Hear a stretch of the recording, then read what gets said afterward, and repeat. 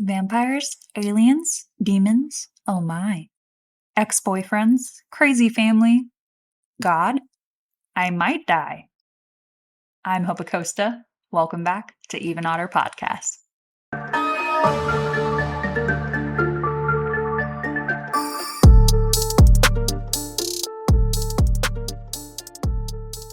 Sunday. Francis Ford Coppola's adaptation of Bram Stoker's Dracula is a visually stunning, gothic retelling of the classic vampire tale. It follows Count Dracula, who after centuries of loneliness, sets out to find his long-lost love in Victorian England. With unforgettable performances from the best goth cast you could ask for, alongside haunting visuals, the film blends romance and horror in a way that lingers long after the credits roll.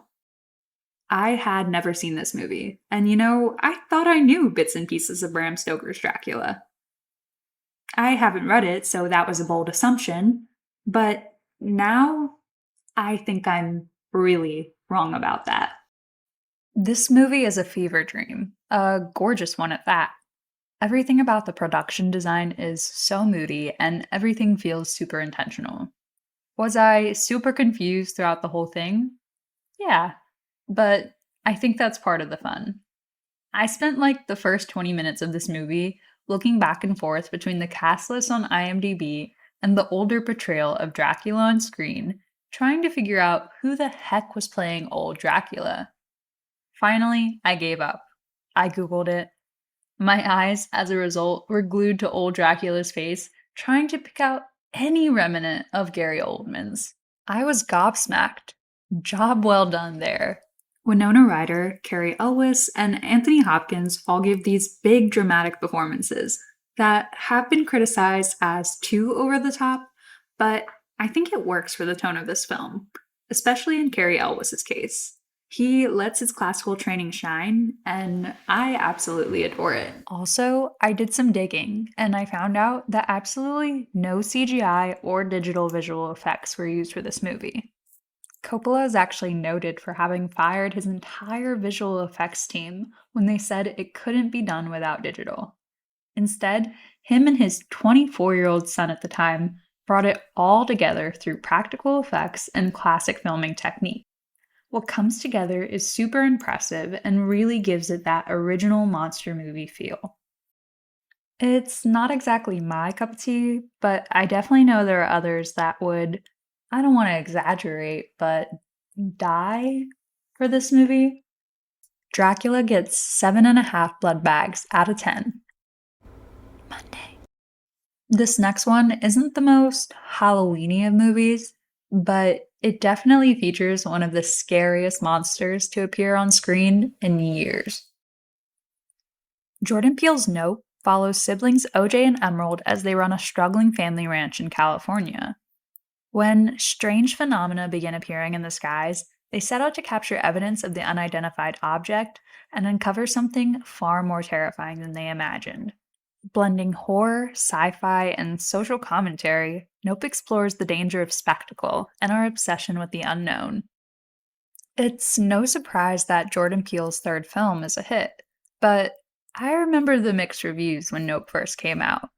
Mainly because Nope wasn't the straightforward horror movie people expected. Instead, it's a psychological thriller that explores our obsession with spectacle. In a world where everyone wants to be famous, Peele masterfully taps into that desire, and he pushes the audience to ask how far they would be willing to go. Keke Palmer is enigmatic on screen. I do a little singing on the side. Daniel Kaluuya's performance as OJ is perfectly understated, and in my opinion, is one of the things that keeps this movie so grounded. Stephen Yeun's Jupe is a fascinating case study, and Twisters convinced me this year that all you have to do is give Brandon Perea a new hairstyle for him to become an entirely different person. I've seen the critique that the first hour of this film is slow. I want to say that's pish posh, but it could maybe lose 10 minutes. Nope. Gets an 8.6 out of 10. Tuesday. The Babysitter is a horror comedy about Cole, who discovers his cool babysitter Bee is actually part of a satanic cult. What starts as a fun night turns into a fight for survival, as Cole has to outsmart Bee and her bloodthirsty friends.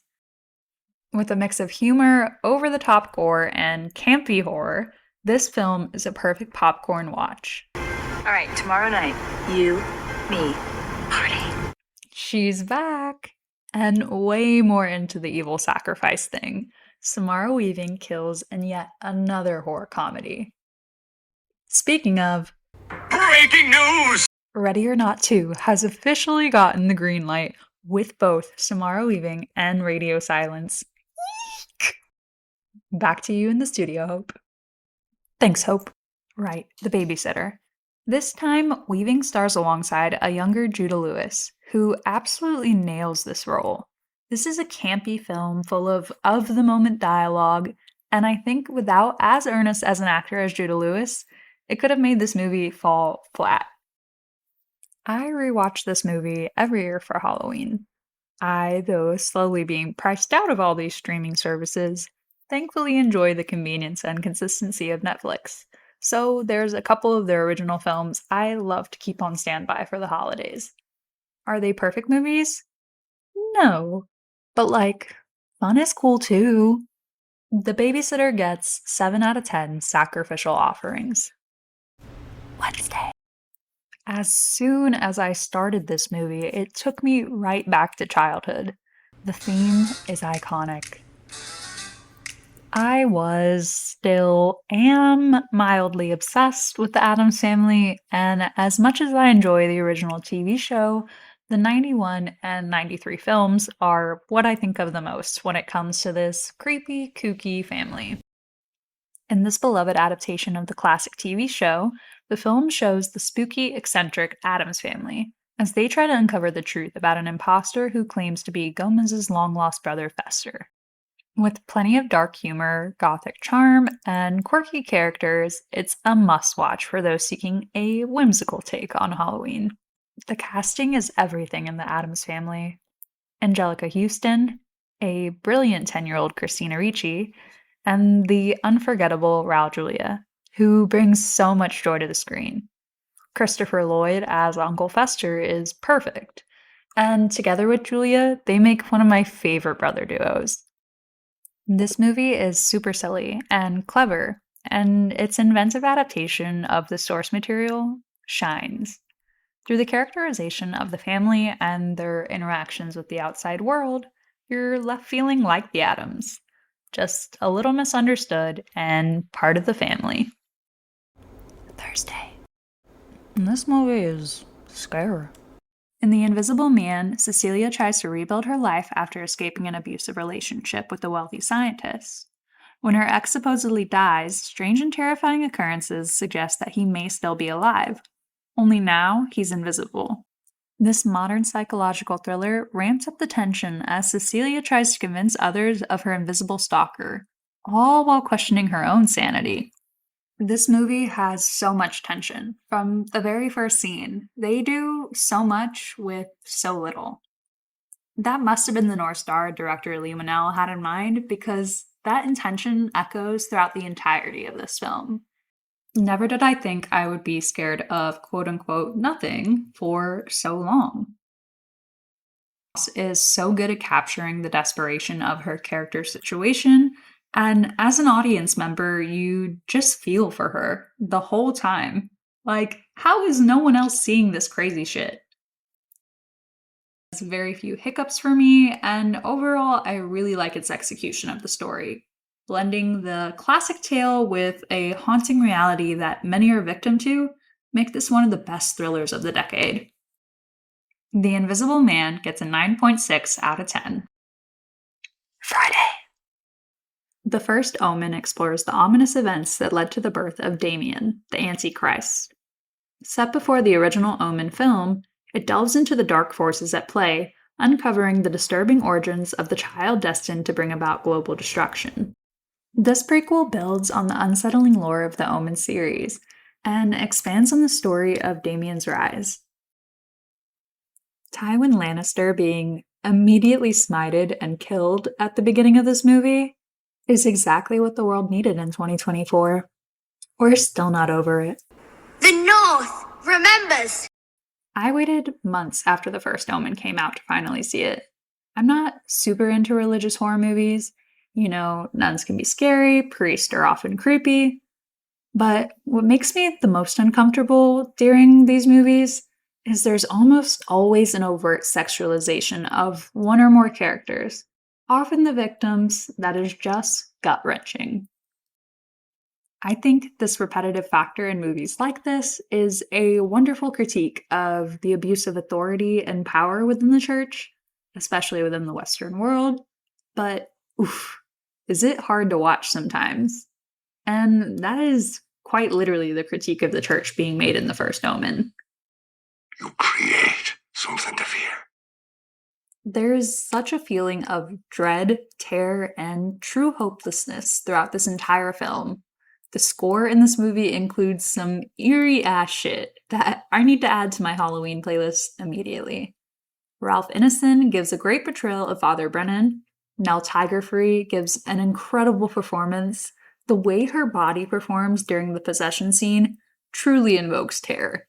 And luckily, her presence makes my Game of Thrones reference from earlier even more relevant. The cinematography in the first Omen pays perfect homage to the original Omen, a tribute that's clear from the opening scene.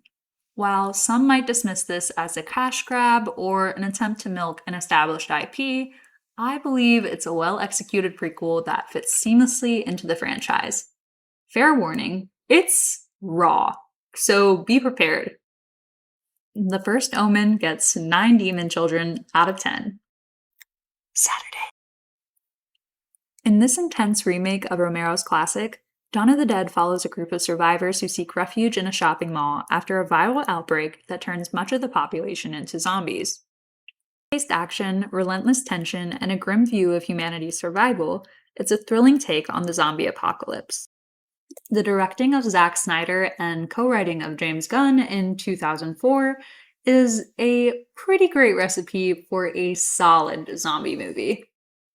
The pacing of this movie is spot on. The initial outbreak sequence is iconic and features one of my top 5 zombie portrayals for sure. These zombies are fast, brutal, and unnervingly aware. The mall setting is classic and it's used to perfection, whether it's the gate-sealed stores or the tense scene in the parking garage. Plus, hitting golf balls at zombies and playing chess across a parking lot are the kind of details that really hit the sweet spot. Dawn of the Dead gets a 7 out of 10 for being way more depressing than expected at times, but still giving us fun zombie upgrades. Moving on to a different kind of zombie. Now, 6 months on, and to many, the events of Z-Day must seem like a bad dream. Shaun of the Dead is a horror comedy that follows Shaun, as he tries to turn his life around in the midst of a zombie apocalypse. Along with his slacker friend Ed, Shaun must rescue his loved ones and survive the chaos. With sharp humor, heart, and plenty of zombie action, it's a playful yet sincere homage to the genre. The two of these films actually have a lot of contrast that's at play here. Shaun of the Dead is actually a decently slow-paced film. For instance, I think it's about 25 or 30 minutes into the film before we ever see a zombie. It's a clever commentary on not just the state of the world, but also the absent-minded nature of Shaun and his aloof flatmate Ed. The character Ed just slowly winding the film back into the canister to take another picture after Mary is impaled is comedic genius, and will be living in my mind rent-free for the rest of the month. Run! I'll stop doing them when you stop laughing. This movie is a pinnacle of British humor, and did you know that Hot Fuzz is marked as a sequel? Shaun of the Dead is a fan favorite rewatch for October, and I'm really glad it made my list this year. This British gem gets an 8.7 out of 10. I know this is a day late, but I'm gonna make you wait until next week's episode for our second Sultry Sunday film, It Follows. Mainly because I have a wardrobe rant in my back pocket that is just way too fresh right now, and I would rather present a much more composed version of it to you next week. Plus, I promise plenty of positives too. Tonight for Monster Monday, we're watching an all-star Big Bad. the Xenomorph, an alien. Get away from her, you bitch! Tomorrow's Thematic Tuesday is a fun found footage film, and definitely not a favorite for everyone, but has some superhero moments. Hell House LLC. Whimsical Wednesday brings you werewolf, wizards, animagus, and dementors as we join Harry Potter and his friends in The Prisoner of Azkaban. That felt good. Sorry, everybody. I'm hijacking Thriller Thursday this week with Rocky Horror Picture Show. It's an October must for me. And if you're not into movie musicals, might I suggest the 2020 film, The Hunt? Don't be upset. It was a mercy killing. I tried to keep my theater trips as limited as possible for the sake of mine and everyone listening's pockets. But we're splurging. This Frightful Friday, we're seeing Smile 2, one of my most anticipated watches of 2024. If you haven't seen Smile, check it out on Hulu now. Same but Different Saturday is another parody pairing with I Know What You Did Last Summer and Scary Movie. Left one teen dead, that's it. 2 teens dead. Also, try not to judge if you haven't seen it, but a big head nod to Jurassic World Chaos Theory Season 2, premiering this week, Thursday, October 17th. Say what you want, but Camp Cretaceous and Chaos Theory have put some of the best moments of the franchise on screen. Based on all the panels I've watched, I'm expecting another great season. Life, finds a way. That's our lineup for the week. But Halloween is fast approaching, and there are so many movies we have left to watch. If you've made it this far, I've spent a lot of time talking about what movies I'm watching this month. I'd love to know in the comments below, what are some October must-watches for you? If you don't want to leave it in the Spotify comments, you should definitely leave it in our social media comments. Follow along on Instagram or TikTok for daily posts at Even Otter Podcast. Most feature a darling actress, if I don't say so myself. Thank you guys all so much again for listening. I hope you'll join us again next episode.